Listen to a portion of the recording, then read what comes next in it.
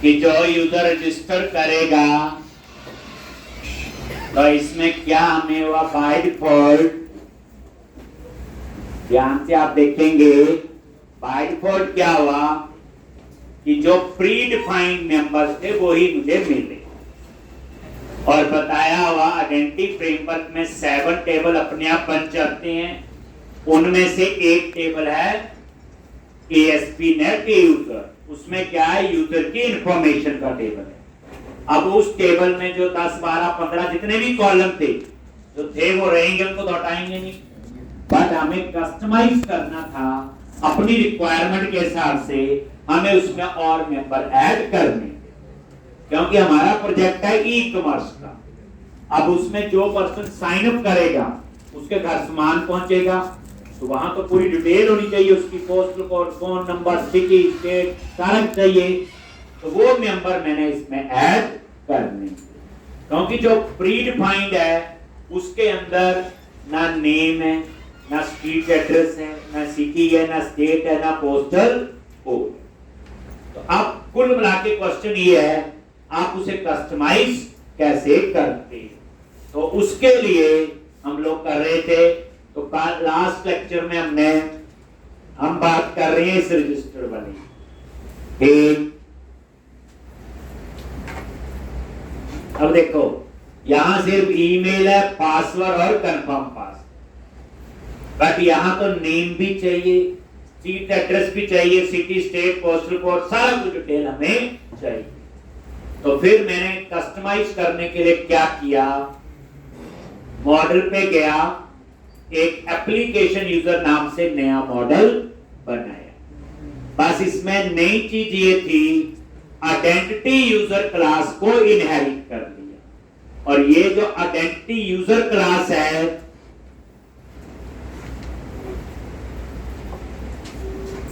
जब आपने इसको इनहेरिट किया तो इसमें वो सारे मेंबर हैं जो बाय डिफॉल्ट आइडेंटिटी फ्रेमवर्क में यूजर के लिए चाहिए। मैंने इसमें क्या क्या ऐड ऑन कर दिया, name, street address, state, city, state, postal code और एक कंपनी आईडी, क्योंकि जब कोई यूजर साइन अप करेगा अगर वो कंपनी का यूजर है तो कंपनी आईडी होगा, अगर वो यूजर कंपनी का नहीं है तो कंपनी आईडी नहीं होगा। तो उस केस में मैंने क्वेश्चन मार्क लगा दिया कि कंपनी आईडी जो है वो नल हो सकता है, नहीं तो इंटीजर में नल नहीं आता। और बाकी एक रोल लिया नॉट मैप, ये यूज करूंगा तो बताओ, तो ये किया। अब नेक्स्ट स्टेप क्या करते हैं उसके बाद बोलो, डेटा में गए एप्लीकेशन डीबी कॉन्टेक्स्ट, और यहां पे ये 3-4 मॉडल हैं, ऐसे ही आप एक और ऐड कर दो। एक प्रॉप टैब प्रेस किया, क्या लिखोगे, डीबी सेट, क्या आएगा, एप्लीकेशन यूजर,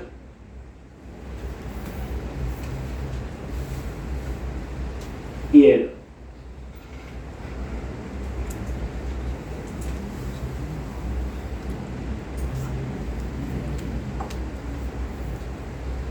एक, और उसके बाद नेक्स्ट क्या है, ऐड माइग्रेशन और अपडेट डाटाबेस। बट इस बार नया टेबल नहीं बनेगा, ये याद रखना। एप्लीकेशन यूजर नाम से नया टेबल नहीं बनेगा, सिर्फ ऑल्टर करेगा। टेबल तो बना हुआ है ASP.NET यूजर, जबकि यहां हमने क्लास इनहेरिट की है आइडेंटिटी, ठीक।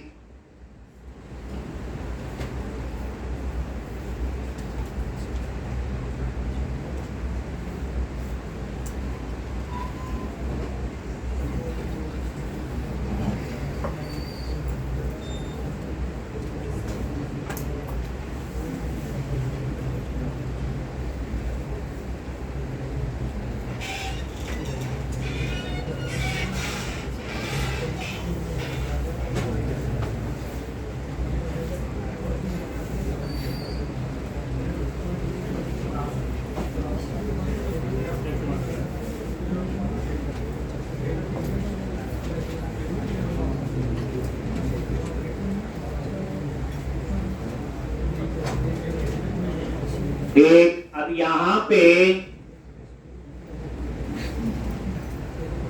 पैकेज मैनेजर कंसोल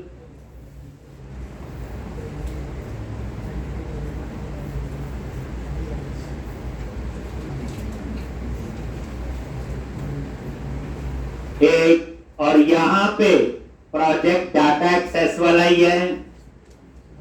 और क्या लिखोगे? ऐड आइकन माइग्रेशन, एक, और ऐड एप्लीकेशन यूजर मॉडल, यही है इसमें, ऐड एप्लीकेशन यूजर मॉडल।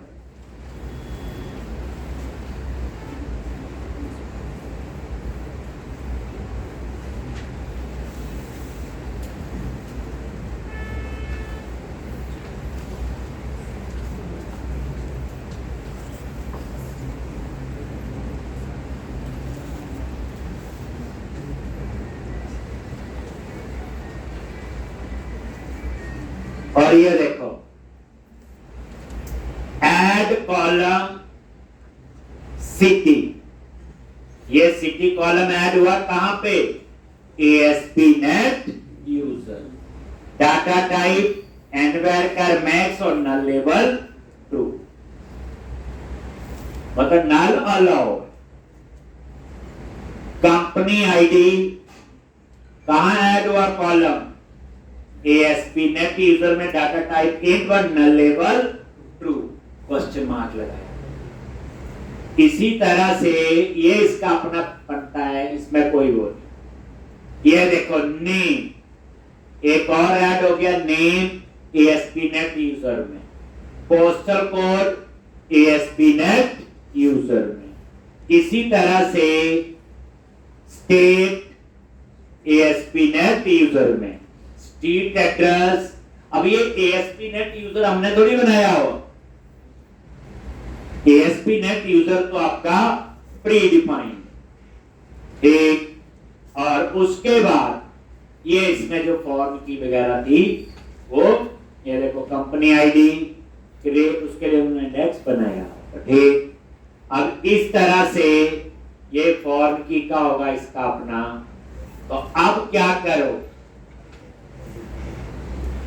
आप एक काम कर लो, उससे पहले view SQL server object explorer update से पहले ASP.NET यूजर टेबल में देख लो कौन से मेंबर। डेटाबेस पे गए,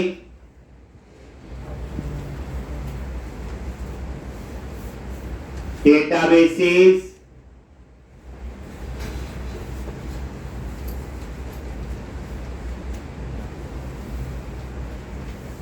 क्या था नेम? DB ecom 1147 और टेबल।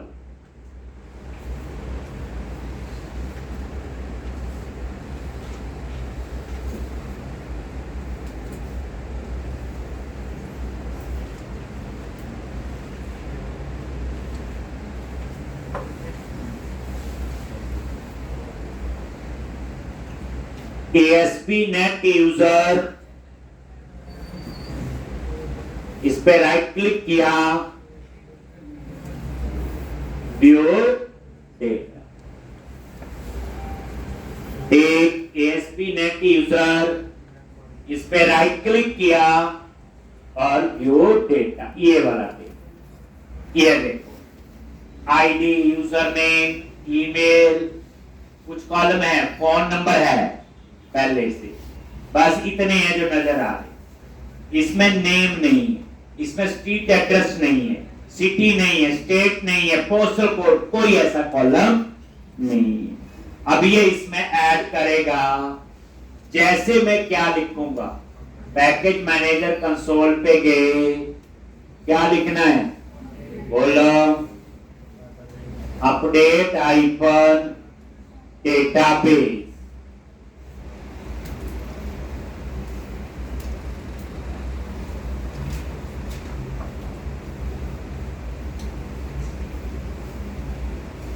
अपडेट हाइफन डाटाबेस और अपडेट हो गया। अब इसको रिफ्रेश करो। जैसे रिफ्रेश किया, लास्ट में नजर मारो,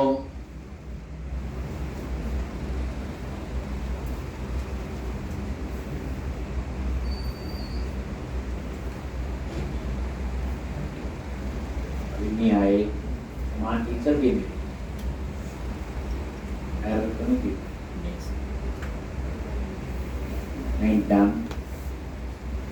अपडेट डाटाबेस, एक बार रिफ्रेश नहीं होता है, एक बार दोबारा से इसको रिफ्रेश कर देते हैं ये, और राइट क्लिक किया, व्यू डेटा, और वो देखो एक street address, state, postal code, name, company ID, city, आगे सारे। तो आपको ये पता चल गया कि जो बना हुआ टेबल है वो तो ठीक है, अब उस टेबल में हमने अपने मेंबर कैसे ऐड करने, एक ये काम तो आपका हो गया। तो इसके लिए मैंने किया क्या, एक बार मैं दोबारा बता देता हूं। सबसे पहले मैं गया मॉडल पे, एक नया मॉडल बनाया, उसका नाम क्या था, एप्लीकेशन यूजर। जो मेंबर चाहिए ऐड कर दिए, बस ये चीज आपने याद रखनी। अब इसमें नया टेबल थोड़ी बनाया, उसके बाद इसको ऐड किया मैंने वही एप्लीकेशन डीबी कॉन्टेक्ट्स में, जैसे हम नॉर्मल ऐड करते, बट इसने नया टेबल नहीं बनाया, उसने ASP.NET यूजर में ही वो मेंबर ऐड हो गया। इतना काम। चलो अब आगे, अब आप रजिस्टर वाले व्यू पे आ जाओ, तो मेन प्रोजेक्ट पे गए, area admin, sorry area identity pages account, और उसके अंदर ये रजिस्टर।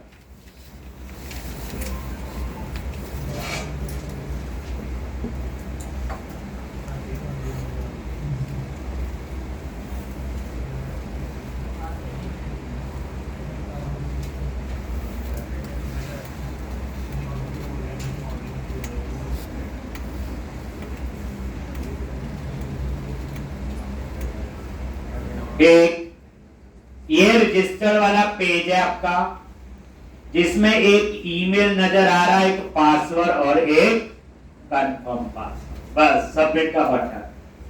अब F7 से इसके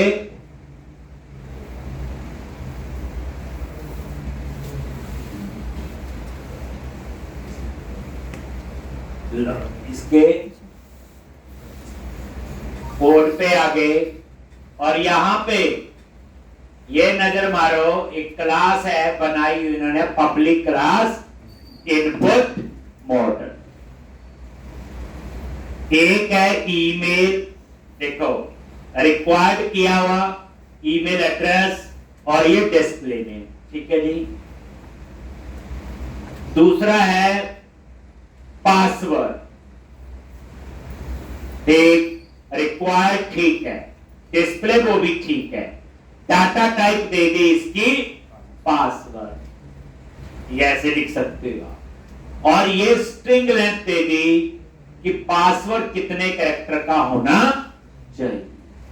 एक कितने दिए हुए हैं यहां पे 100, मिनिमम कितने 6 और मैक्सिमम 100। तो एक ये भी वैलिडेशन पता चल गई कि अगर आपने कोई लेंथ का चेक लगाना, ठीक, और ये तो मैसेज है, जीरो क्या उठाएगा इसको,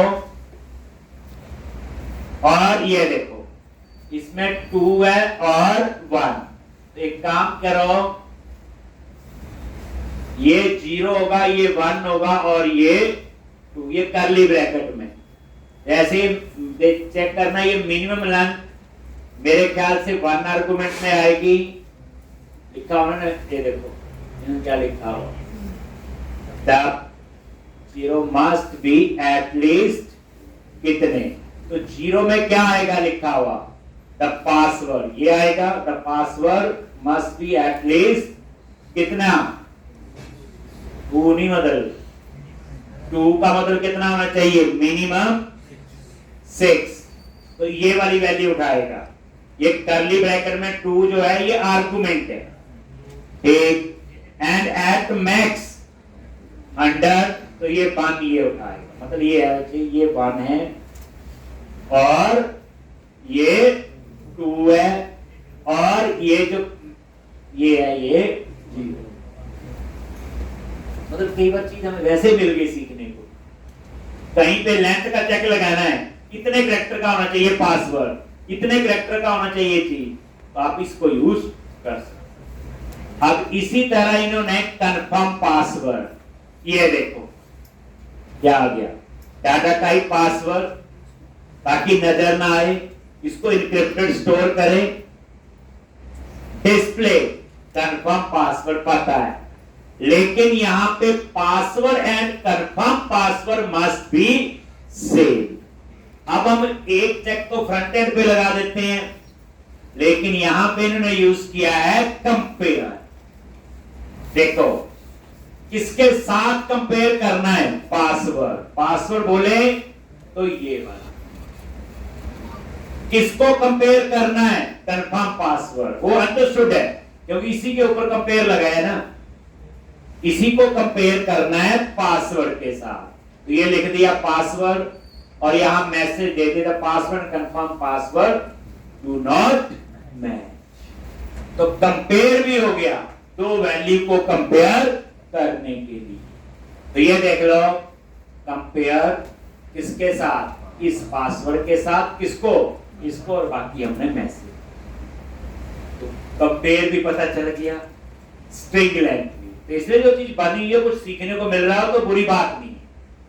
अब यहां पे हमने ऐड करनी है कस्टम कॉल, ठीक। यहां पे आप ऐड कर दो इसी क्लास में बच्चे, ये देखो public class input model, 3 already हैं। अब इसके बाद यहां कस्टम ऐड कर दो और ये वो होंगे सारे जो एप्लीकेशन यूजर में हमने लिखे, name, street address, postal code, state, वही सारे, तो कोई मिस ना हो। ध्यान से एरिया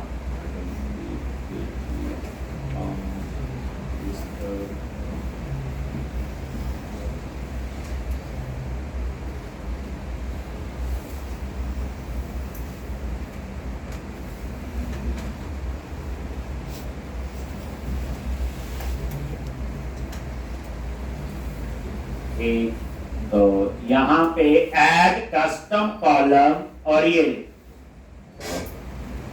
ठीक, और ये वही मेंबर है ऑलमोस्ट कहां पे थे जो एप्लीकेशन यूजर में add custom column, name, street address, city, state, postal code, लेकिन जो फोन नंबर है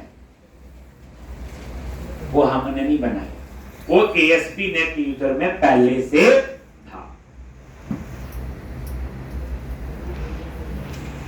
मतलब जो इन्होंने इनपुट मॉडल क्लास बनाई है उसमें 3 चीजें थी, ईमेल, पासवर्ड और कंफर्म पासवर्ड, और उसके बाद मैंने ऐड ऑन कर the name, street address, city, state, postal code, ये सारे मेंबर मैंने ऐड किए थे एप्लीकेशन यूजर में।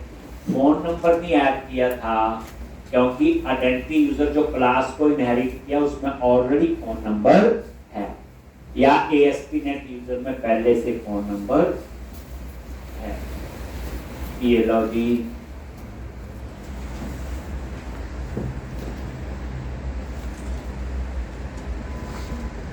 ये सारे लिखोगे,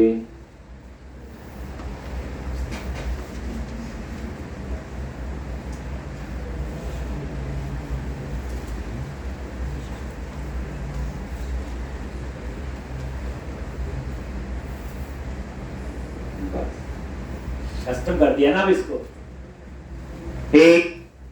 अब अब ये सारे व्यू में नजर आने चाहिए, वहीं पे रजिस्टर्ड वाले डिजाइन में, तब फायदा इनका। फिर सारी इंफॉर्मेशन डाटाबेस में सेव होनी चाहिए, तभी बनेगा ना साइन अप पूरा।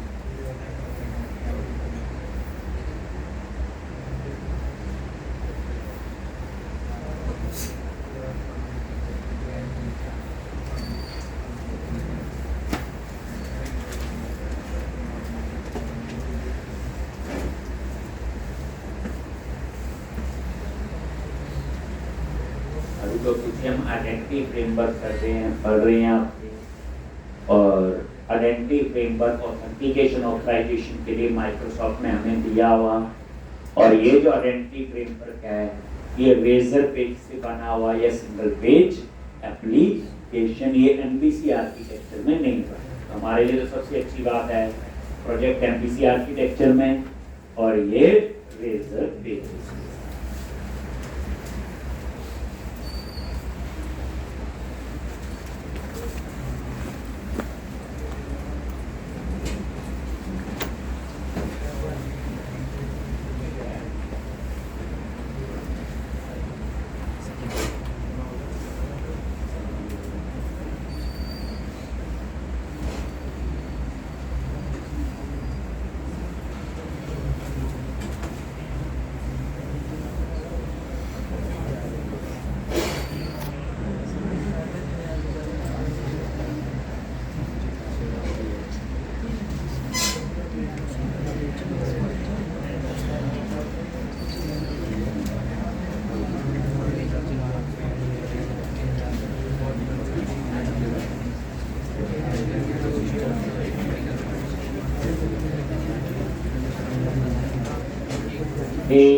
इस तरह से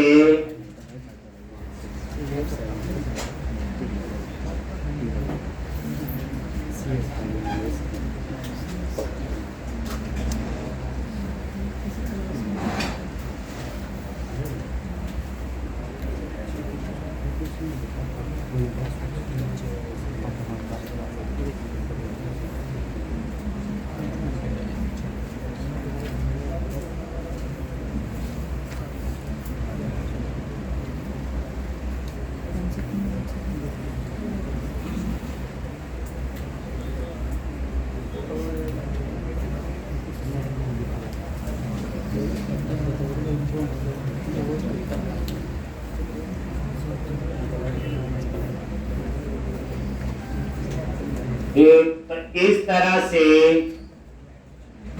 ये लिख ले सारे। आप इसे रन करके हम व्यू पे इसको इंप्लीमेंट करेंगे।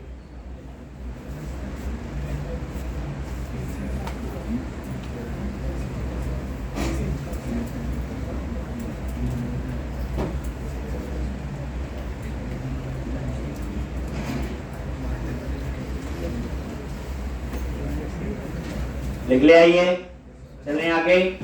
लो ये व्यू है, तो हम इसको रन कर लेते हैं और साथ साथ व्यू में चेंज करते हैं। देखो सबसे पहला क्या चाहिए मुझे, पहले हम नेम, फिर ईमेल, फिर बाकी डिटेल ले लेते हैं, स्ट्रीट एड्रेस वगैरह। पासवर्ड, कंफर्म पासवर्ड को नीचे कर देते हैं, ठीक। और जो ईमेल है बेसिकली यूजर नेम हो। ईमेल क्या होगा आपका, यूजर नेम हो।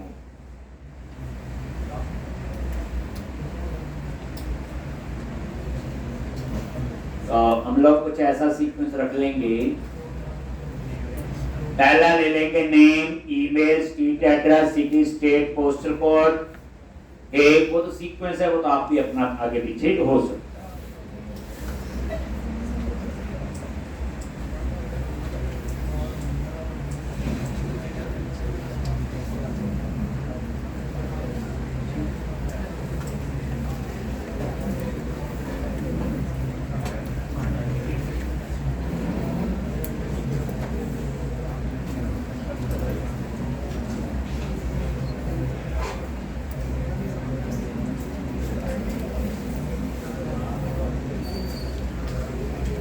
रजिस्टर,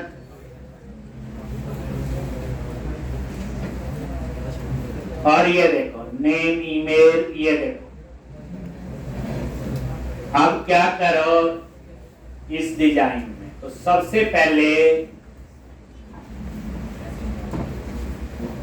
यहां पे यही ईमेल वाला ही डिजाइन रखना है।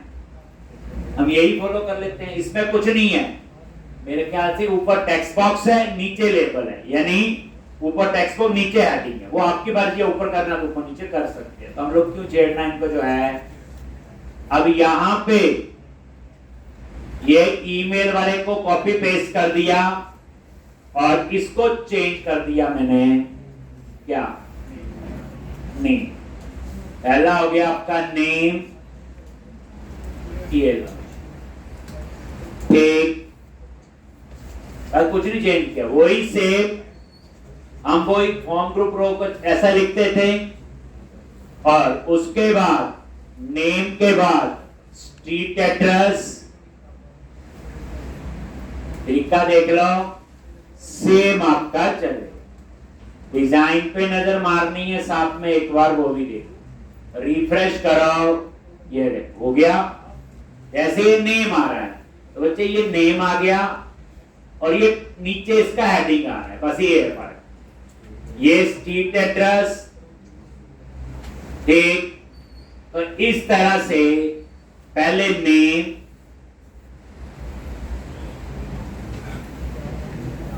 स्ट्रीट एड्रेस,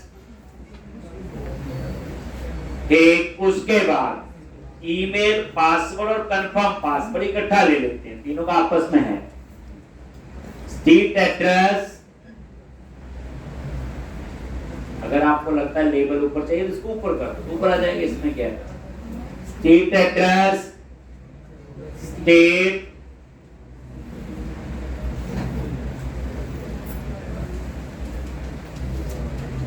स्टेट और स्टेट के बाद सिटी,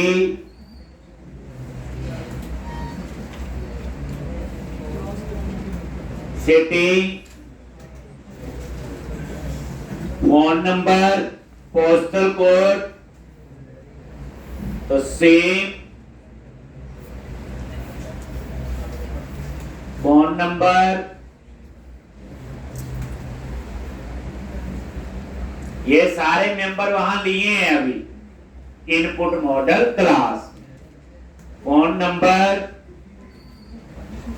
और पोस्टल कोड, देखो जो बना हुआ उसको तो छेड़ नहीं देते, ऐसे ही हम तो अपना ही ऐड कर रहे हैं। एक पोस्टल कोड,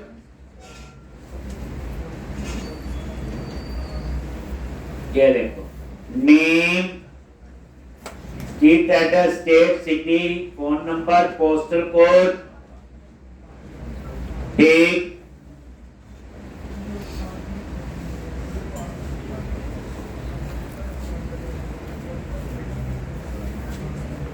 ठीक, और यहां पे नेम, ईमेल,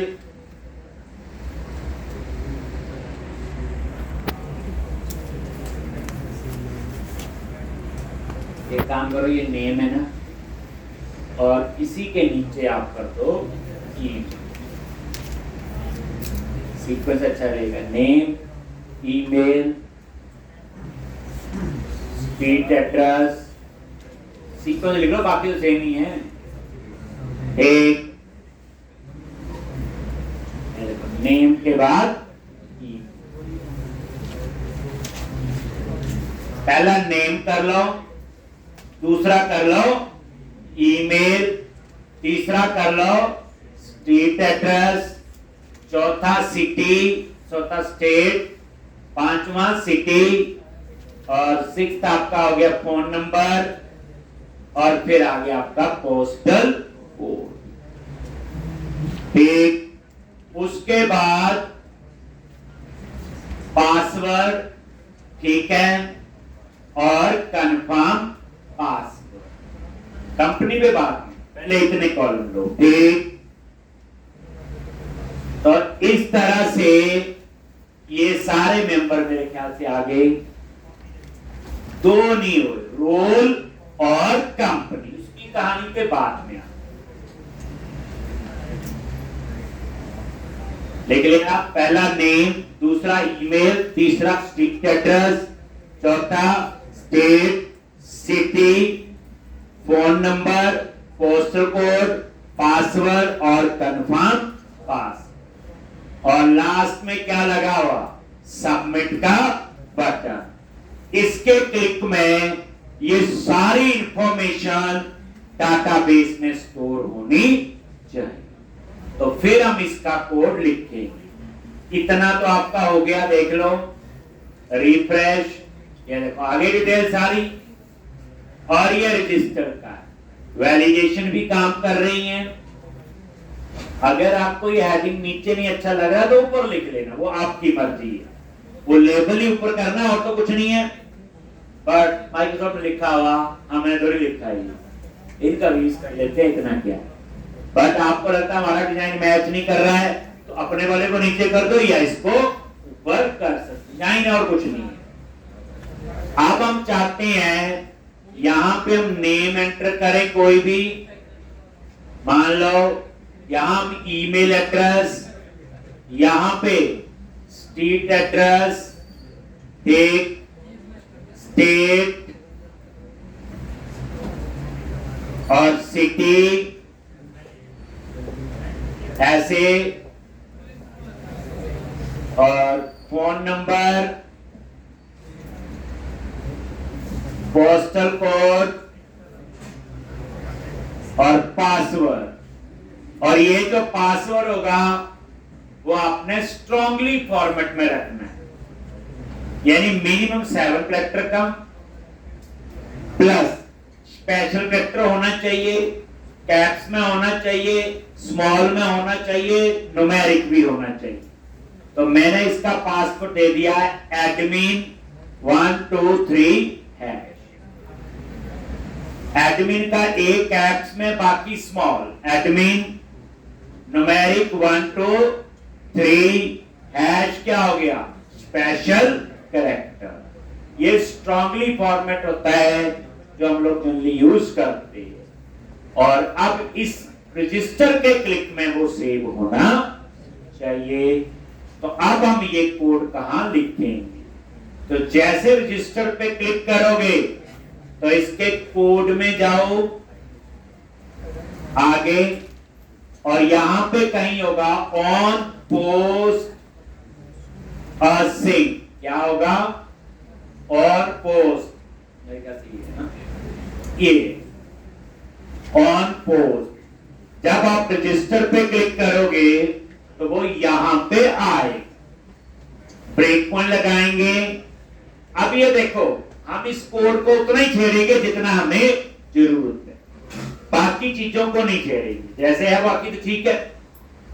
तो जैसे आप इस बटन पे क्लिक करते हैं, रजिस्टर पे क्लिक किया, ये देखो आ गया ना, यहां पे सारी इंफॉर्मेशन ठीक है, ठीक। अब यहां पे क्या करना है, इस कोड को थोड़ा अंडरस्टैंड करते हैं, जो हमारी समझ का है। Model state dot is valid, ऊपर छोड़ दो जो लिखा हो। अगर ये वैलिड है तो फिर यूजर को सेव करना है। तो इस जगह पे यूजर की इंफॉर्मेशन सिर्फ थोड़ी थोड़ी होगी। हमारे केस में यूजर की इंफॉर्मेशन में तो हमने 5-7 कॉलम और ऐड किए हैं, तो आप इसको चेंज करो, वेर यूजर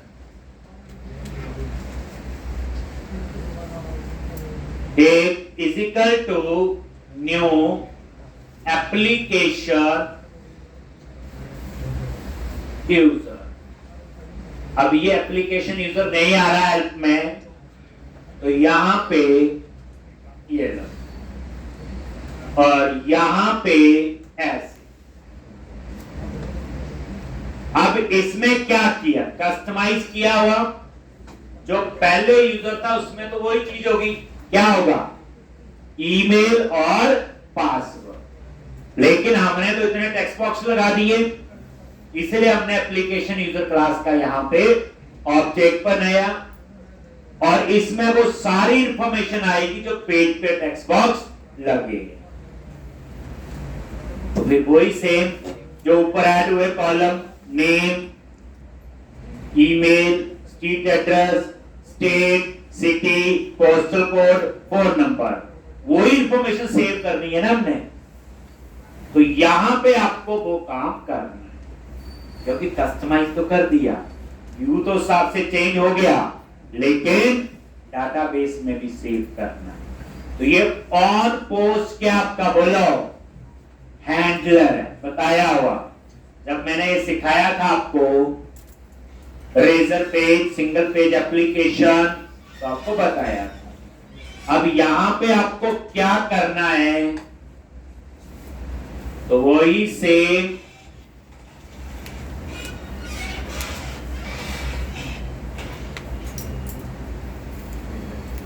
अब एक चीज आप नजर मारो, ऊपर हमने सारी इंफॉर्मेशन कहां पे डाली है, इनपुट मॉडल में। और इनपुट मॉडल में ईमेल पहले था, पासवर्ड पहले था और कंफर्म पासवर्ड, बाकी हमने ऐड कर दिए। अब इस इनपुट मॉडल को एक्सेस करने के लिए इन्होंने क्या किया हुआ, ये प्रॉपर्टी बनाई। क्या बनाई है, ये प्रॉपर्टी। और प्रॉपर्टी का नाम क्या है, इनपुट। और किस टाइप की है, इनपुट मॉडल टाइप। ये देखो, और बाइंड प्रॉपर्टी बताया है कि अपने आप ही पूरे पेज के साथ ये प्रॉपर्टी बाइंड होगी। यानी हम जो यूज करेंगे वो इनपुट यूज करेंगे। क्या यूज करेंगे, इनपुट। ठीक, क्या यूज करेंगे, इनपुट। ये देखो, ये जितने भी मेंबर हैं आगे क्या लगा हुआ, input. Input dot name, input dot city. तो यहां पे बेसिकली हुआ क्या, इन्होंने एक प्रॉपर्टी बनाई इनपुट मॉडल के लिए, उसका नाम रख दिया इनपुट। तो ये याद रखना है। अब यही आपकी यूज होगी यहां पे, ये। और यहां पे आप आके ये लिखोगे सारे, कोई मेंबर मिस नहीं होना चाहिए, लिखो। ये राइट हैंड साइड में इनपुट डॉट नेम, ये टेक्स्ट बॉक्स से आ रहा है डाटा। कहां से आ रहा है, व्यू से।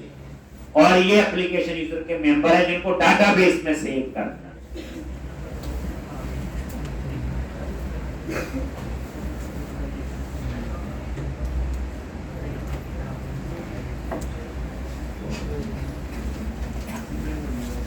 अब यहां पे पहली बात पूरे सोचो, अगर आपने नए कॉलम ऐड किए हैं तो अंडरस्टूड डाटाबेस में भी होंगे। तो हमने क्या किया, नए कॉलम के लिए एप्लीकेशन यूजर क्लास बनाई, आइडेंटिटी यूजर क्लास इनहेरिट की, नए कॉलम बने। फिर उसके बाद हमने क्या किया, जिस क्लास से डाटा आ रहा था रजिस्टर वाले व्यू पे, इनपुट मॉडल, वहां वो कॉलम ऐड कर दी। यही किया, दो काम हो गए। फिर उसके हिसाब से डिजाइन में वो कॉलम आ गए, यही हुआ।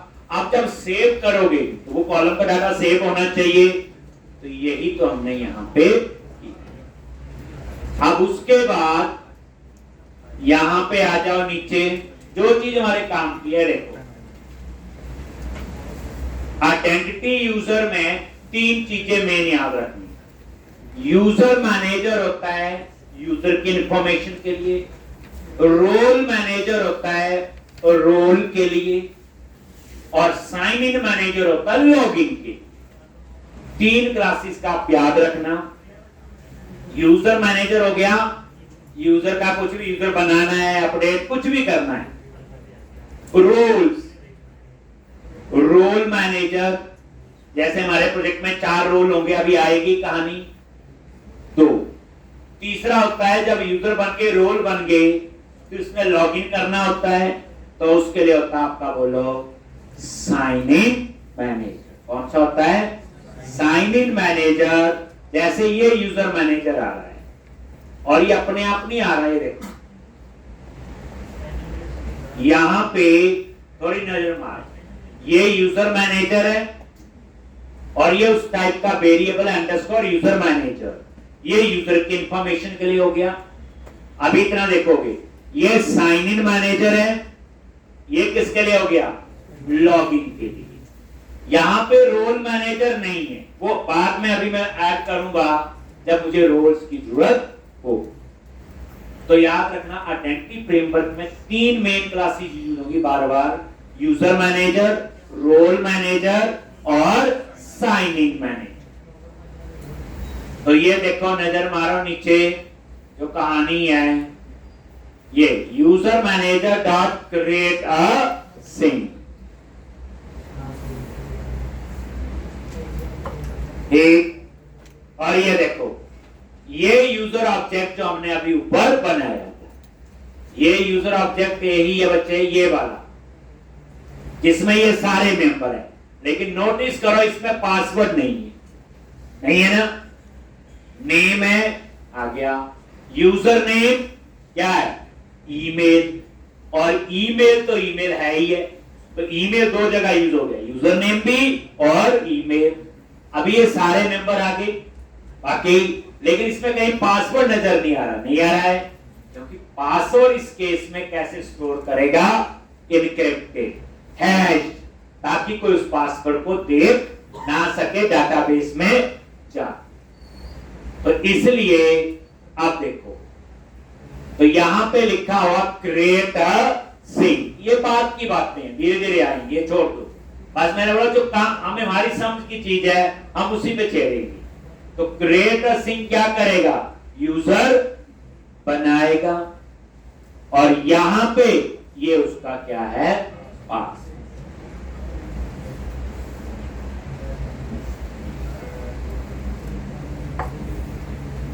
ठीक, और ये क्या आपका पासवर्ड देखो यहां पे डाला है।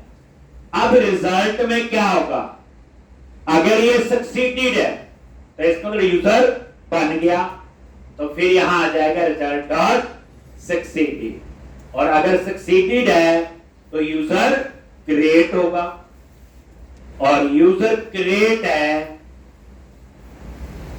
तो क्या करेगा, ठीक,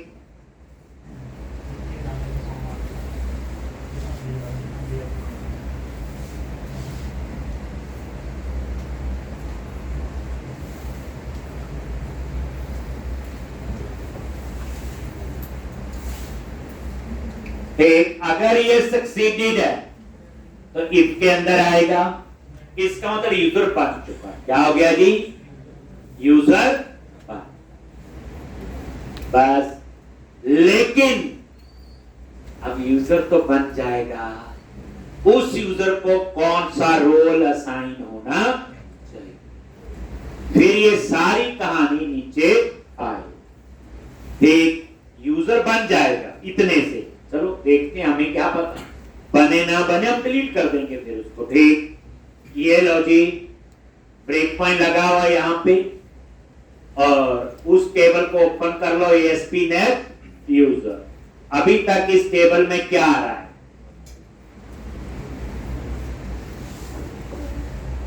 ठीक, रन करो, इतना देखो पहले चल रहा है कि नहीं। अगर यूजर बन जाए तो फिर बारी आएगी रोल्स।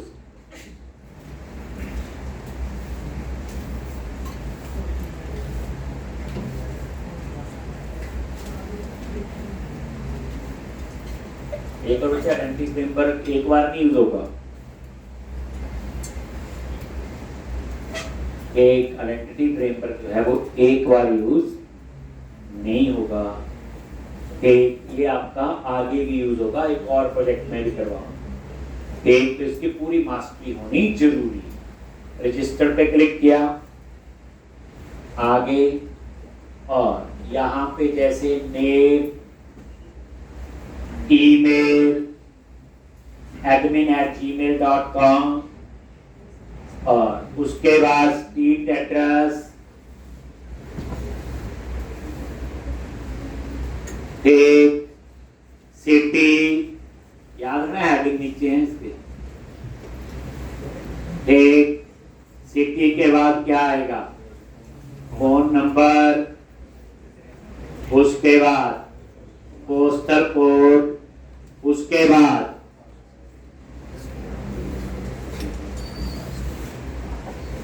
डेट क्या आएगा, admin 123 हैश, एडमिन 1 2 3 है, लिख दिया जी। अब रजिस्टर पे क्लिक करो, आ गया वहीं पे, ध्यान से F10 वैलिड है डेटा, यस, देखो इज वैलिड है। उसके बाद ये इंफॉर्मेशन आपकी आ जाएगी। रोल और कंपनी आईडी बाद में आएगा, अब इसमें नल आ जाएगा, ठीक, तो इसमें कोई घबराने की जरूरत नहीं। आगे अब यहां पे ये वाली लाइन है जो यूजर बनाएगी, जैसे ये लाइन आपकी एग्जीक्यूट हुई, अभी कोई एरर नहीं। अगर ये सक्सीडेड है तो इसका मतलब क्या हुआ, यूजर बन, ठीक। उसके बाद ये नीचे इन्होंने ईमेल का कोड लिखा हुआ, ये कोड अभी नहीं चलेगा, अभी इसका काम जाम हम लोग लिखेंगे तब ये चले, ठीक। और आपका यूजर बन, ठीक। और ये देखो रजिस्टर कंफर्मेशन पेज आ गया, बन गया, लिखा भी है कि ईमेल अभी रियल ईमेल नहीं है, ठीक। जब वो होगा तब वो आ जाएगा, ठीक। और ये देखो ये एक नया पेज ओपन हुआ है, ये हमने नहीं बनाया हुआ, देखते हैं कौन सा पेज है, आपको यूआरएल दिखाता हूं, ठीक। तो ये सारी कहानी की जरूरत नहीं, ये देखो आइडेंटिटी अकाउंट, अकाउंट के अंदर पेज का नाम है रजिस्टर कंफर्मेशन, यही बताएगा ना, रजिस्टर हो गए तो यहां पे ये पेज बनाओ, ठीक। आप ये पेज देखना चाहते हो, लो जी, यहां पे गए, एरिया,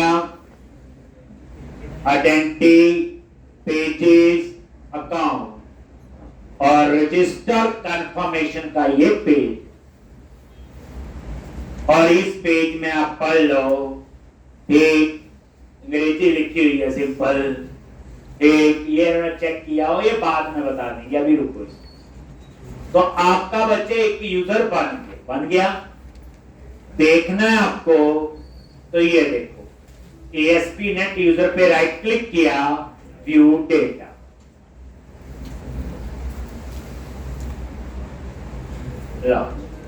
आ गया, और ये यूजर आपका बन गया, जो डिटेल जैसी डाली, ये देखो वो सारी इंफॉर्मेशन आ, ठीक। लेकिन अभी सिर्फ यूजर बना है, अब इस यूजर को रोल भी पता होना चाहिए कि भाई एडमिन है, इंडिविजुअल यूजर है, एम्प्लॉय यूजर है या कंपनी, कुछ नहीं पता, तो पहले इसको डिलीट कर दो। आपका एक पार्ट तो हो गया कि यूजर बनना शुरू हो गए, ये मैंने डिलीट कर, ठीक। तो अब आप आगे की कहानी पे चलते हैं, क्लोज किया सारा, और सारा ताम जाम अब रजिस्टर पे ही है बच्चे। अब उसी कोड को हम दोबारा से, इतना कोड वेरीफाई हो गया, यूजर बनना शुरू हो गया, लेकिन हमें इसका कोई फायदा नहीं जब तक हमें पता ही नहीं कि यूजर क्या कर सकता है क्या नहीं। आइडेंटिटी, पेजेस, अकाउंट और रजिस्टर, और इसके कोड में, ठीक। अब जो ब्रेक पॉइंट लगाया हुआ वहीं पे जाएंगे, यही है, यूजर बन गया, ठीक है। अब इस सक्सीडेड के बाद आप लोग आते, ठीक। तो अब यहां पे क्या होगा, यहां, ठीक, लो, अब हमें बनाने हैं रोल, क्या बनाएंगे, रोल। उसके लिए क्लास यूज होगी रोल मैनेजर, तो ऊपर ऐड करनी पड़ेगी। यूजर बन गया, ASP.NET यूजर में स्टोर हो गया, अब हम रोल बनाएंगे, फिर उस यूजर को रोल असाइन करें। तो क्या होता है इसके लिए, सबसे पहले क्या करो, रोल का मतलब होता है कि ये यूजर क्या काम कर सकता है, क्या काम नहीं। हमारे प्रोजेक्ट में 4 टाइप्स के रोल है, बताए थे, एडमिन, इंडिविजुअल, एम्प्लॉय और कंपनी। एडमिन होंगे जो मालिक हो गया, एम्प्लॉय यूजर भी एडमिन का ही पार्ट है जिन्होंने प्रोडक्ट ऐड अपडेट जो करने हैं, कंपनी यूजर जो बल्क में ऑर्डर देगा, इंडिविजुअल यूजर हम लोग आप लोग एक एक बुक खरीदेंगे या 2 एक। अब यहां पे आ जाओ एक, तो यहीं पे वो देखो प्राइवेट रीड ओनली क्या आएगा, रोल मैनेजर। ठीक, ये आपने ऐड कर लिया।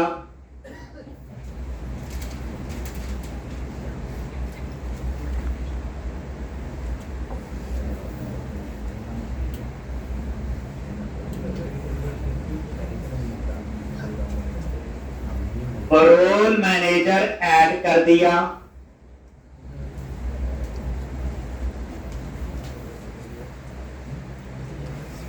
तरीका वो रही है, बस इसमें आइडेंटिटी यूजर की जगह क्या आ गया, आइडेंटिटी रोल। उसके बाद इसे कंस्ट्रक्टर में इनिशियलाइज करो, पास करो, तो ये कंस्ट्रक्टर में पास कर दिया और इनिशियलाइज भी कर दिया। समझदार है ये, पहले ये लाइन थी, फिर आप ये कॉमा देके कंस्ट्रक्टर में पास कर दो, बस अंडरस्कोर नहीं लगाया, पता ही है, और नीचे आके उसको क्या कर दो, इनिशियलाइज।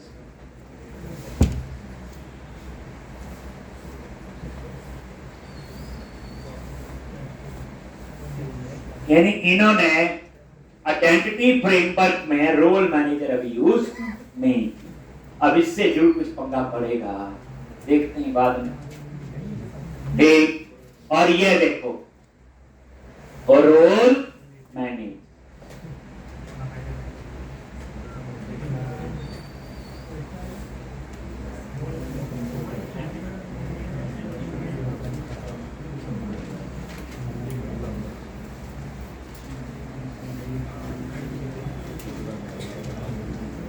और यहां पे role manager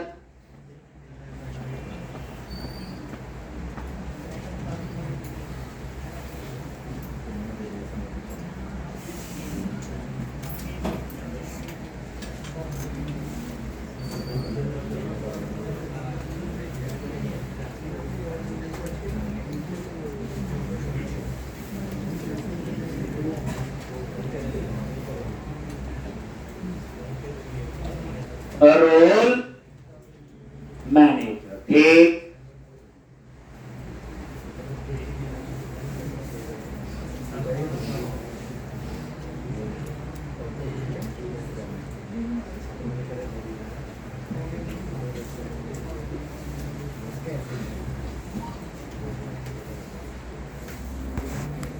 role manager initialise कर। ठीक है जी, अब बाकी कहानी फिर हम लोग नीचे इसमें करेंगे। तो इंपॉर्टेंट है बच्चे, जितना करवाया